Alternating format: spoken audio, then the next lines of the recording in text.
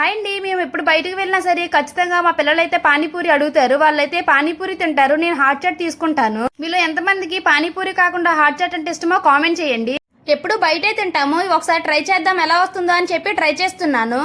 పచ్చి బఠానీని ఒక ఓవర్ నైట్ నానబెట్టుకొని పసుపు, ఉప్పు, కొద్దిగా వాటర్, ఆయిల్ వేసుకొని 4 విజిల్ అయితే వేయించుకున్నాను.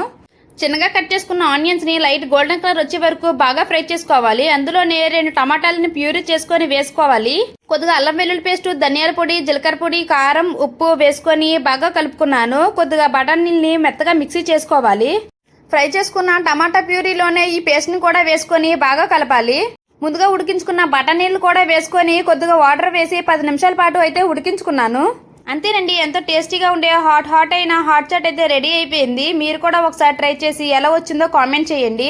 చివరిలో కొద్దిగా టమాటాలు, కొత్తిమీర, ఆనియన్స్ వేసుకున్నాను. టేస్ట్ అయితే అదిరిపోయింది. ఇంకో మంచి వీడియోతో కలుద్దాం. Bye bye.